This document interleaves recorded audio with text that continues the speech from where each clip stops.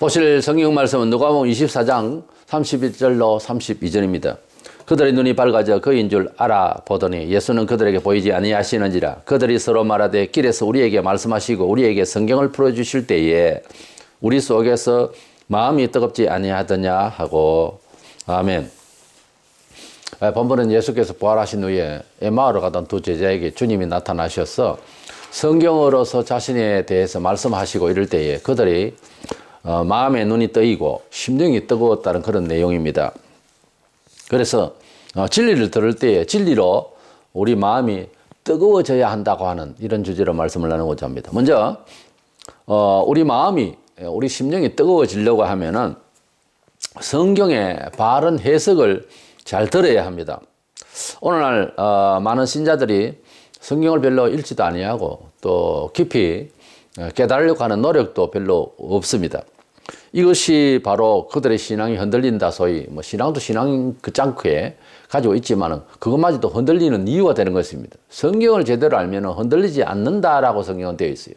그래서 성경 말씀을 좀 더 깊이 있게 그리고 바로 공부해서 바로 깨달을 수 있도록 하면은 자기 신앙생활, 자기 인생을 지켜나가는데 대단히 큰 힘을 얻게 됩니다. 느헤미야 8장 8절에 보면 하나님의 율법 책을 낭독하고 그 뜻을 해석하여 백성으로 그 낭독하는 것을 다 깨닫게 하며 그런 말씀이 나옵니다.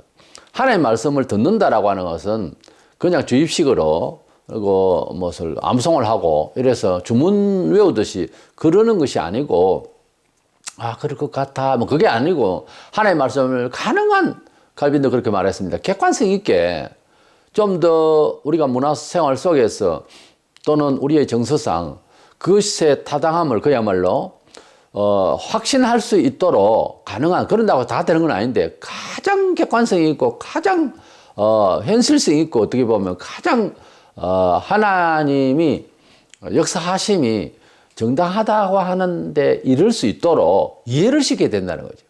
근데 어떤 경우에는 이해가 안 되는 부분이 많아요. 기적을 아무리 이해를 시키려고 해도 과학적으로 한계가 옵니다.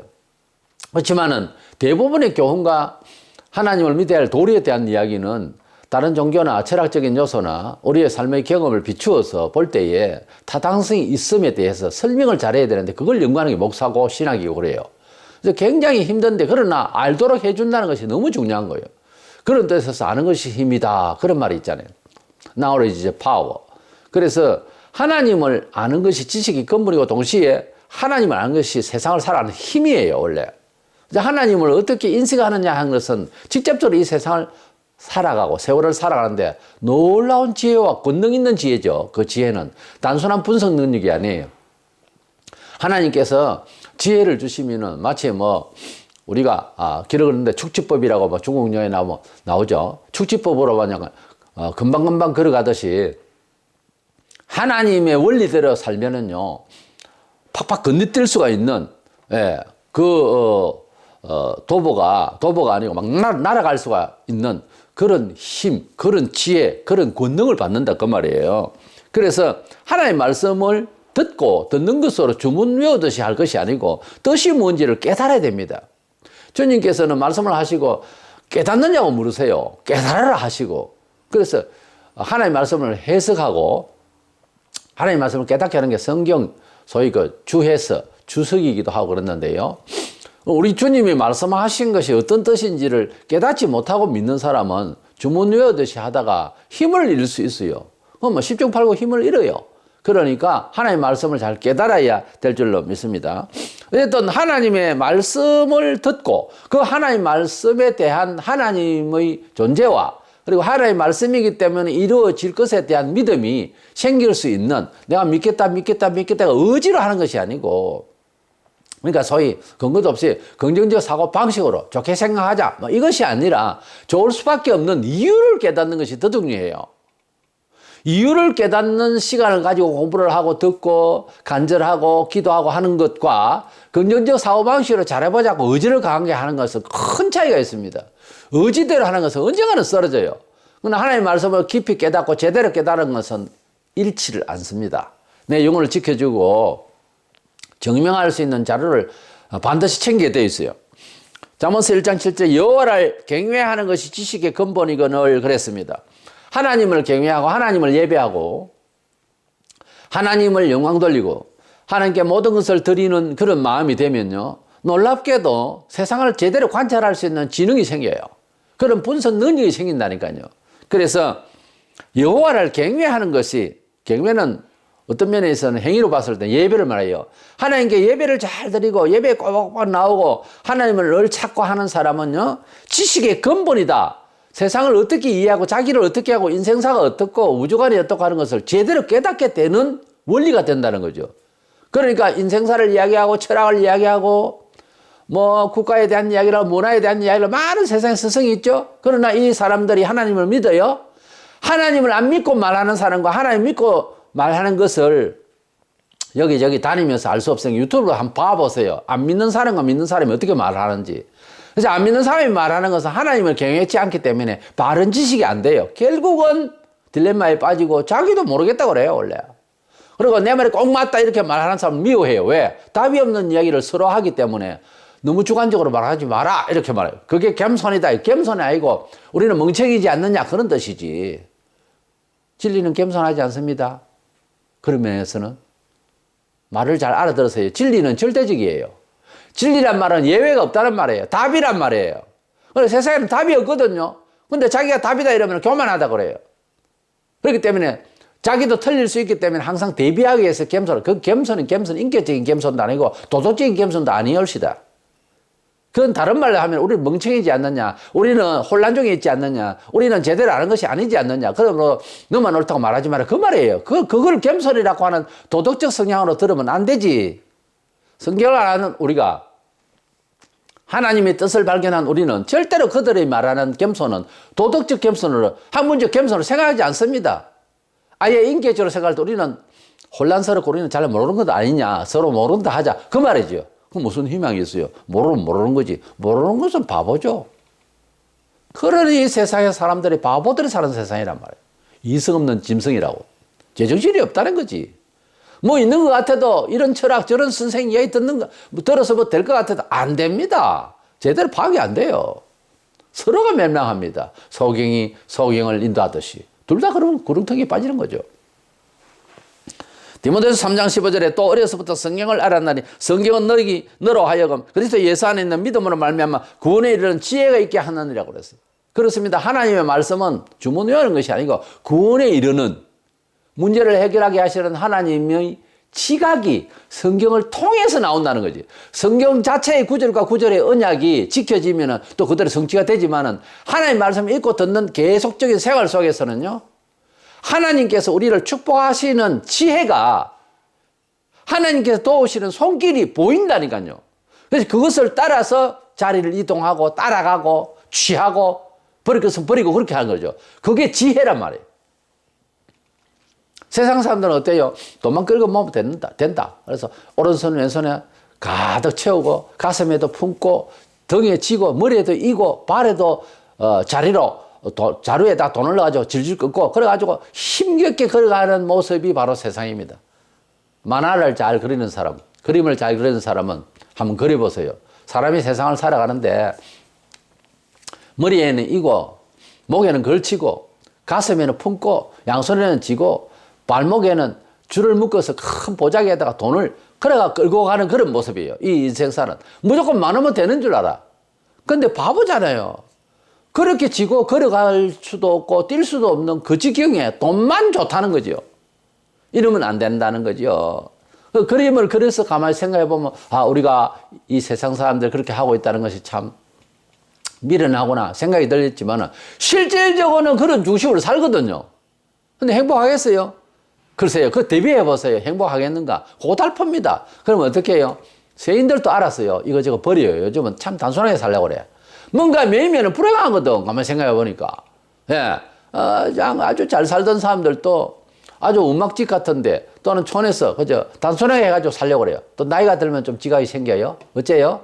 다 내보냅니다. 버리고 단순하게 합니다. 나이가 들었는데도 계속 긁어모으고 계속 붙들고 있고 계속 염려가 되고, 이건요 불행해서 그래요. 불쌍한 겁니다. 쏟고 있는 거예요.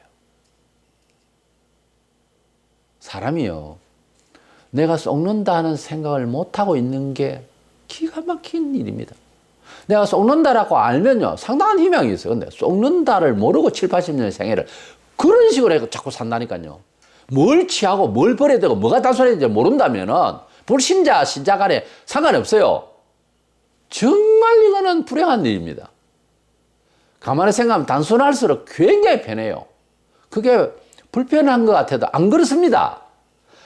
그런데 그것은 약간 불교식으로 들릴 수 있으니까 내가 분명히 마무리를 하지만은 하나님의 뜻으로 지켜나가는 것은 적당한 선에서 필요한 자료를 가지고 살아요. 원래 적당한 선에서 아무리 돈을 많이 가지도 그걸 내가 부리려고 하고 내가 취하고 내가 자랑하려고 그러고 내가 관리하려고 하는 마음이 없어요.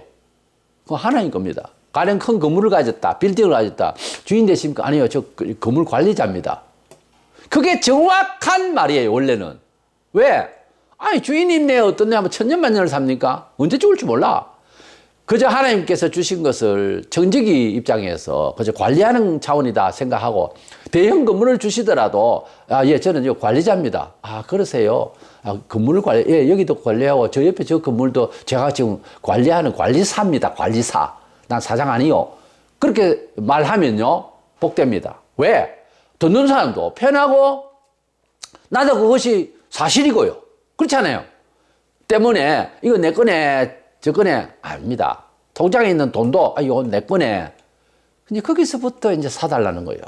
내 거네 하다가 은행 날아가면 네 거네 아무것도 없어요.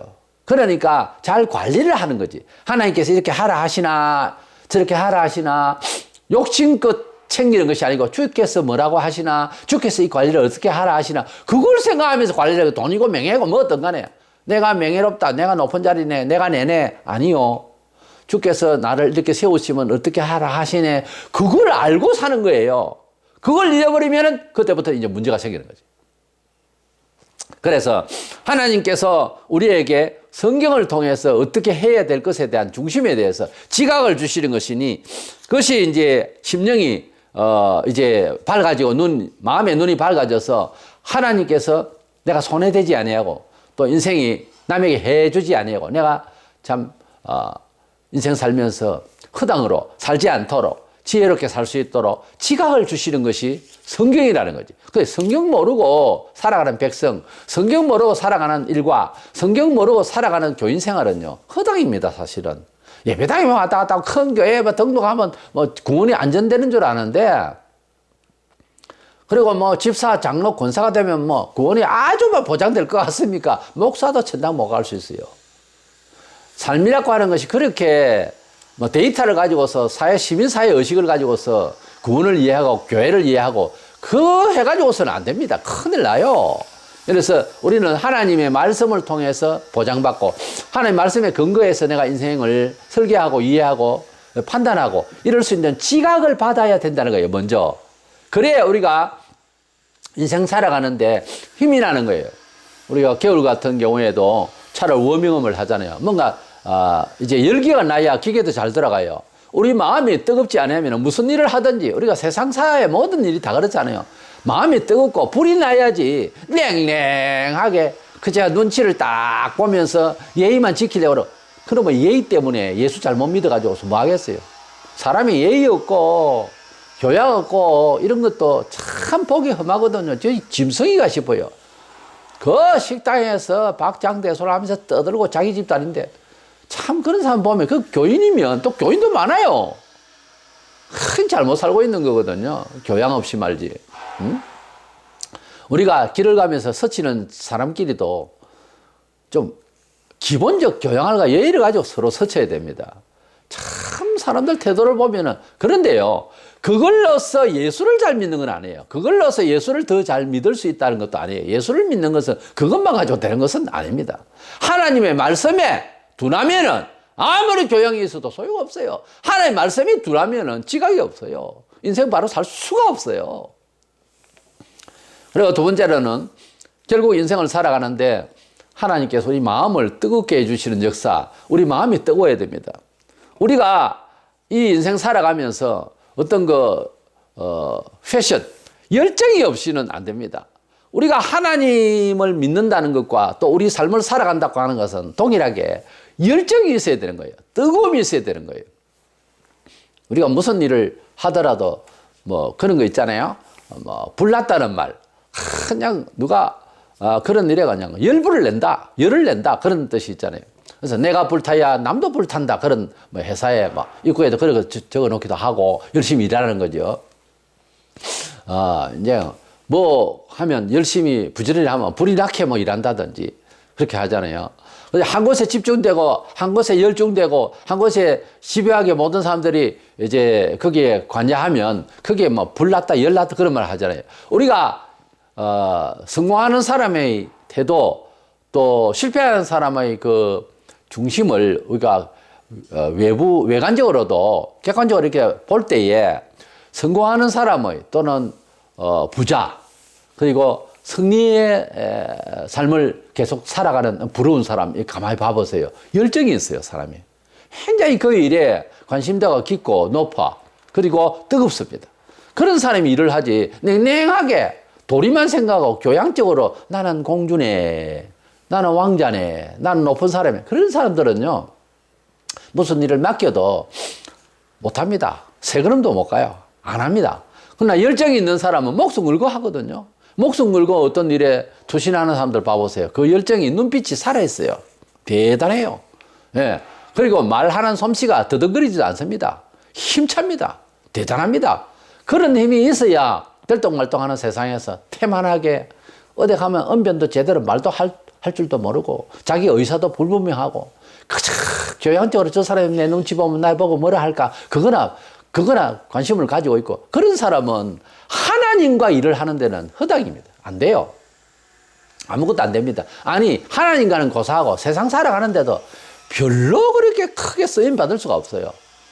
그렇기 때문에 우리가 하나님을 믿으면은 모든 정서가 다 일어나야 되는 거예요. 우리 속에는 일할 수 있는 누구나 일을 할 수 있는 어떤 일을 벌릴 수 있는 기능들이 다 있어요. 사람에게는. 왜냐하면 하나님께서 지어주실 때에 사람은요 똑같은 기능을 다 가지고 있도록 DNA를 다 주셨어요. 근데 이걸 어떻게 일으키느냐 하는 것이 문제잖아요. 이것은 열이 있어야 돼요. 열이 있어야 일어나는 거예요. 열이 있으면 일어나게 돼 있습니다. 그 열을 받으려면은 하나님 앞에서 성령의 충만함을 받아야 되는데 동기가 뭔가 하면 하나님 말씀 가운데서 이루어질 수 있다는 거죠. 하나님 말씀을 배우지 않으면 하나님 말씀이 없으면은 뜨거워지지 않아요. 본문 32절에 우리에게 성경을 풀어주실 때 우리 속에서 마음이 뜨겁지 아니하더냐 그랬어요. 우리가 사람이 얘기를 듣고 보니 참 감동이 된다. 눈물이 난다. 좋아요. 하다못해 뭐 TV 연속곡을 보고도 눈물을 흘리는 그런 우리나라 사람들이 감성적이거든요. 상당히. 또 외국도 마찬가지겠죠. 우리가 마음을 뜨겁게 하는 그런 어떤 연사의 말을 듣고 큰 감동을 받고 마음이 뜨겁다 그럴 수도 있습니다. 그러나 인생을 살아가면서 우리 영혼을 건지고 인생 전반적인 어떤 힘을 받는 것은 하나님의 말씀이에요. 하나님의 말씀의 언약을 한 줄에서 어떤 날 많이 읽고 듣고 하는데 한 성경 구절 하나가요. 완전히 우리 중심을 강타할 때가 있어요. 그때 큰 감동을 받고 인생을 완전히 새롭게 설정할 수도 있다니까요. 그런 사람들이 너무 많습니다. 하나님의 말씀 하나가 온통 사람 인생 전체를 책임지는 그런 믿음이 생기고 지각이 열릴 때가 있다니까요. 그래서 하나님 말씀은 읽고 듣고 하는 시간을 많이 가져야 되고 그 하나님 말씀은 우리로 하여금 마음을 뜨겁게 할 때가 있다는 거죠. 낙심하고 엠마오로 가던 두 제자에게 주님께서 성경을 풀어서 해석하니 구약 성경을 가지고서 그때는 말씀을 하셔야 되잖아요.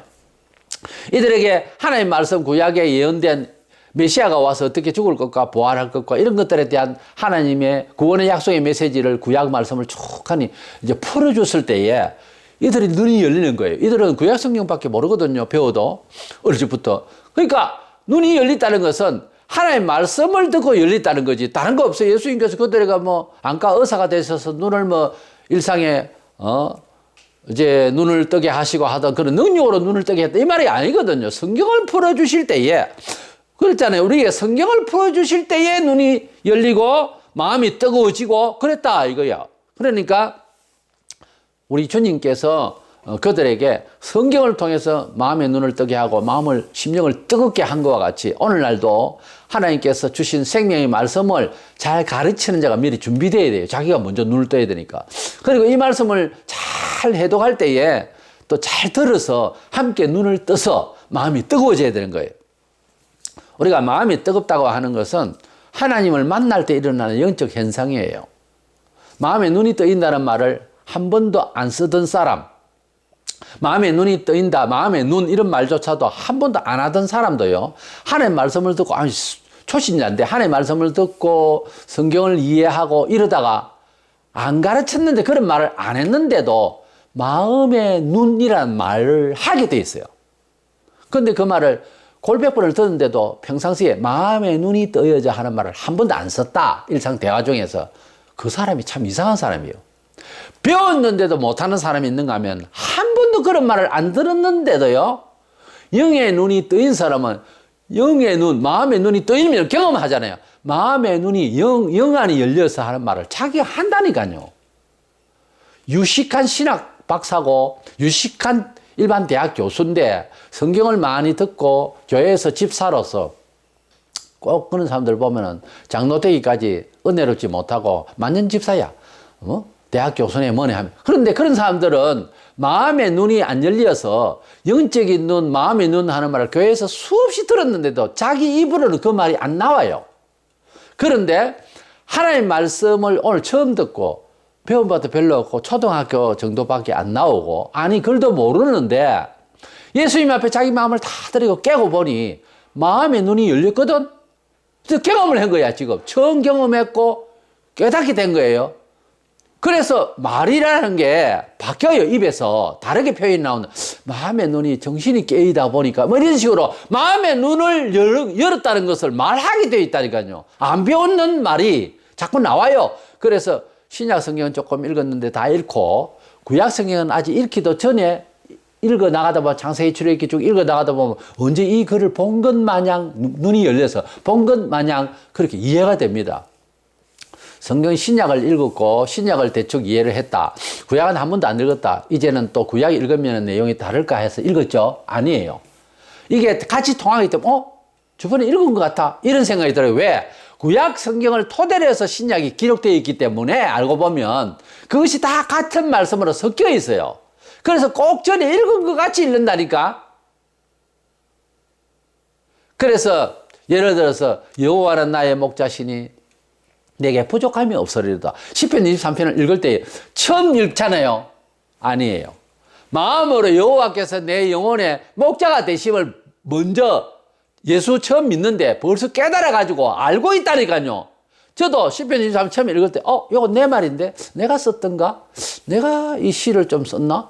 저도 고등학교 3학년 때에 시를 좀 많이 썼었어요. 13편의 시가 일반 월간지에 당선되기도 하고 박목월 선생이 추천한 그런 시도 있긴 한데요. 저는 사실은 시문학이 상당히 제가 벽입니다. 굉장히 그 문장력이 안 좋고 그래요. 그래서 노력한다고 하는 게 그렇게 되어버렸어요. 1600편의 시를 썼던가 그래요. 시작을. 그렇게 열심히 해도 안 돼요. 지금도 어려워요. 근데 문학이, 국문학적인 특별히 제가 많이 부족합니다. 어쨌든 예수 믿고 난 뒤에 신약 읽고 이제 구약을 읽어 내려가는데 처음 보는데도 내가 이 말을 하려 했는데 누가 다윗이 먼저 이렇게 말했네. 이런 생각이 들어야 성령의 감화를 받은 사람이라니까요. 그게 아니라 이거 생전 처음 보는 말이네. 이렇게 되는 것은 좀 문제가 있어요. 생전 처음 보네. 사무엘상 이건 뭐지? 이것도 생전 처음 보네. 전도서는 뭐지? 이것도 생전 처음 보네. 볼 때마다 생전 처음 보네. 또 다시 시작 다 읽고 구약을 또 읽는데 시편 23편 1편을 보면 생전 처음 보는 말이네. 이게 보통 문제가 아니에요. 이 사람은 처음 보는데도 전에 반 건데도 돼야 되는데 자기가 좀 두 번째 세 번째 들으면서 오늘 처음 듣네. 저 설교 오늘 좀 처음 듣는 것 같아.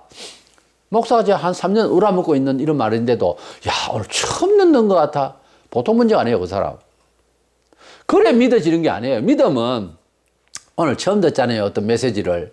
전에 들은 것 같아라는 생각이 들어버려야 돼요. 그래야 마음의 눈이 열리고 범사에 하나님의 백성다운 삶을 잘 살아서 하나님의 권능 있는 지혜로 처리를 해나갈 수가 있어요. 안 그러면은 기독교가 우상이 돼버린다니까. 기독교 한 종교로서 거쳐요. 그래서 마음의 눈이 열리면 안 됩니다. 깨닫지 못하면 멸망해요. 성경적으로 보면 깨달아야 되는 거예요. 그래도 저는 믿기도 합니다. 글쎄요. 누가 안 믿는다 하는 건 아닌데 그 믿는다는 말이 추술적으로 믿는 그런 신앙이 교회 안에 상당히 많아요. 깨닫고 믿어야 되는 거예요. 믿으면 깨달아야 되는 거예요. 그 타당성을 내 마음속에 어떤 식으로도 표현할 수 있는 믿음이 있어야 되고 믿음은 깨달아져야 되는 거예요. 그래서 영생은 유일하신 참 하나님과 그의 보내신 자 예수 그리스도를 아는 것이라고. 17장에 주를 아는 것과 하나님을 아는 것 자체가 깨닫는 것 자체가 영생이라고 그랬어요. 때문에 믿는 것하고 아는 것하고는 함께 가라고. 믿는 것과 아는 일이 하나가 되라고. 그렇게 말했어요. 때문에 우리는 하나님을 믿는다라고 할 때 누가 그냥 단순히 뭘 믿는데 하면 말을 할 수 있어야 되는 거예요. 말할 준비를 하라고 했거든요. 성경에 답할 준비를 하라고. 진리에 대해서 누가 물으면 내 깨달은 바를 말할 수 있어야 되는 거예요. 그것도 저것도 모르고 우리 목사님한테 가보자. 교회는 일단 가보자. 한 해 두 해 따르고 매일 그러고만 있다면 그대의 신앙이 참 문제가 있는 거예요. 하나님의 말씀을 깨달으시길 바랍니다. 사도행전 2장 37절에 보면 그들이 이 말을 듣고 마음에 찔려 베드로와 다른 사도들에게 물어 이르되 형제들아 우리가 어찌할꼬. 베드로가 설교를 할 때에 사람들의 마음이 찔렸다고 그랬어요. 이게 마음에 찔리는 게 굉장히 중요한 거예요. 우리가 스스로 성경을 읽고 또 간증을 듣고 또 설교를 듣고 또 신앙서적을 통해서 예수의 말씀을 들을 때에 직간접으로 이렇게 들을 때에 내 마음이 제일 좋은 거는 찔림을 받아야 되는 거예요. 내 마음을 찔러주는 내 마음을 비춰주는 근데 대부분 인격적으로 아파야 되는 거예요. 아프다. 그거 내보고 지적하는 말이다. 이걸요. 성경에는 두 파트가 나요. 하나는 가슴을 치면서 이렇게 가슴 아파하고 회개하고 이 장면이 지금 베드로 설교 듣고 하는 장면이고요. 그 뒤에 가면 서대반 설교 듣는 또 한 무리가 있었는데 가슴에 찔린다고 그랬어요. 분명히 원문상 똑같은 단어로 되어 있어요. 문장이.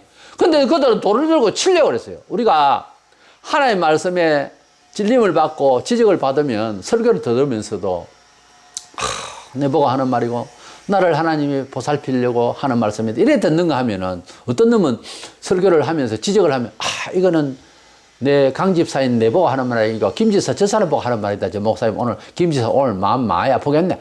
이렇게 생각한다면 그들은 내가 알기로는 천당 못 갈 놈이요. 천당 갈 놈이 남 아프게 하는 소리지 내 아프게 하는 소리가 아니다. 이렇게 말하기까지 한다면 그 제정신이 아니에요. 하나님의 말씀을 들을 때는 친히 읽을 때나 들을 때나 내보고 하는 말이다. 나를 위하여 예수님 돌아가셨다. 이래야지. 남을 위해서 예수님이 돌아가시나 나를 위해서 돌아가셨다. 적어도 이런 마음이 들어야 제대로 된 신앙이에요. 이래서 우리가 하나님을 믿는다라고 하는 이것은 어떤 면에 있어서는 죽어 있는 우리 마음이 냉랭한 우리 마음이 뜨겁고 감겨있던 눈이 뜨이는 거예요. 이래서 이 인생 살아가는데 사람을 만난다는 것은 참 중요한데요. 어떤 사람을 인생을 살아가면서 만나느냐는 것은 대단히 중요한데 그러나 그 많은 만남보다 더 귀중한 것은 하나님의 성경, 신구약 성경 말씀을 통해서 내 마음이 뜨거워지는 시간이 온다고 하는 것은 인생을 완전 건지는 거예요.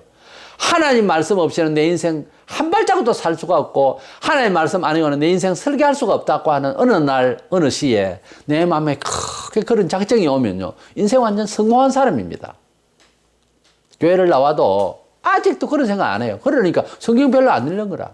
성경을 많이 읽고 성경을 많이 해석받고 성경의 입증 자료를 좀 더 명확하게 하기 위한 남의 간증들을 듣고요. 책도 있고 뭐 인터넷 열면 다 나오잖아요.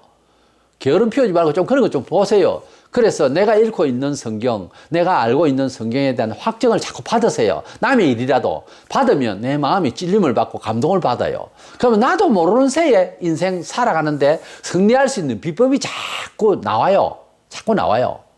그래서 안목이 바뀝니다. 성경은 읽어보니까 복음이라는 말은 참 좋구나. 복음은 기쁜 소식이고 예수 믿어 구원받는다는 이런 공짜가 어디 있을까? 이런 하나님의 크신 은총이 어디 있을까? 이 깨달았단 말이죠.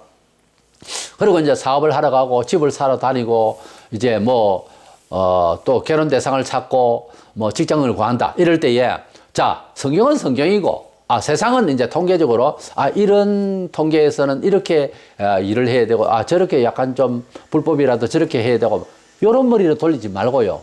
자, 성경에 복음이라는 말을 들었다. 그러면은 어떤 건축업을 찾아도 복음 건축업, 복음 무슨 회사, 그것도 이제 속이는 놈도 있지만은 그런 쪽으로 눈이 열리고 그런 쪽으로 기호로 삼고 그런 쪽으로 하나님의 역사를 기대하는 기대치는요, 그게 미련할 것 같아도 안 그렇다니까요.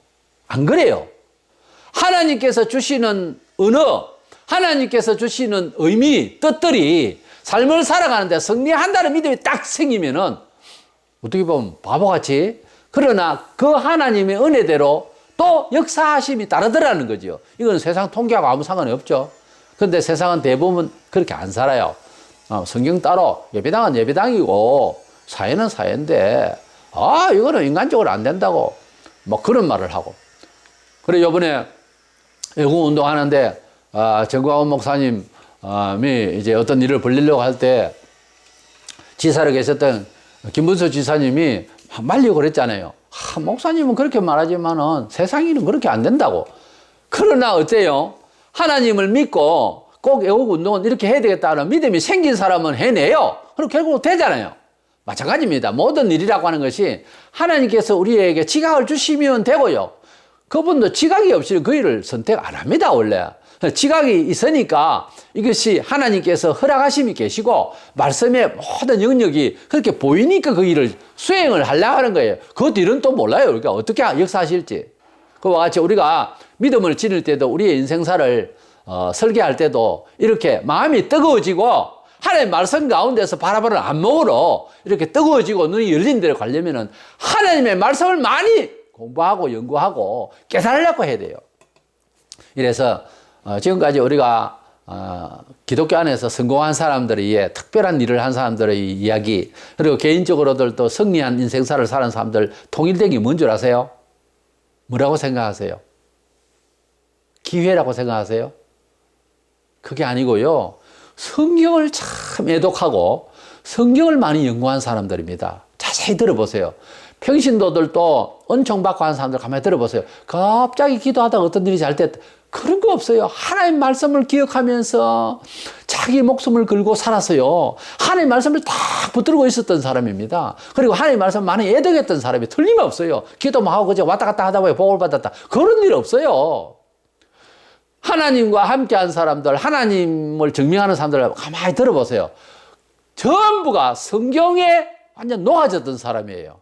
그런 사람들이 세상을 이기는 승리의 비법을 안다니까요. 그러면 돌이켜서 나를 생각해 보세요. 나 자신은 하나님 말씀을 그만큼 애독하고 있는지, 하나님 말씀을 얼마나 연구하기 위해서 눈물 콧물 흘리면서 하나님 말씀을 사모하고 있는지 생각해 보세요. 만약에 그렇게 사모해도 아무것도 일이 안 풀리면 저한테 오세요. 내가 해결해 드릴 테니까.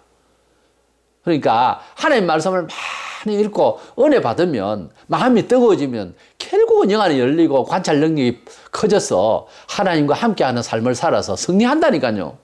때문에 하나님의 말씀 가운데서 심령이 뜨거워질 수 있다는 이 철칙을, 이 비법을 아시고 다른 데 여기저기 기웃거리지 마세요. 정치인제 사회문화 모든 교수와 모든 책들 그거 가지고 마음이 뜨거워지는 게 아닙니다. 하나님 말씀 안에서 내 심령이 뜨거워지고 하나님 말씀 안에서 모든 지각이 열리니까 하나님 말씀 안에서 설명을 잘 들어서 심령이 뜨거워져서 주님을 바라보았던 이 두 제자와 같이 우리들도 주 하나님을 바라볼 수 있는 눈이 열리고 세상을 잘 관찰해서 승리할 수 있는 저와 여러분 되시기를 축원합니다.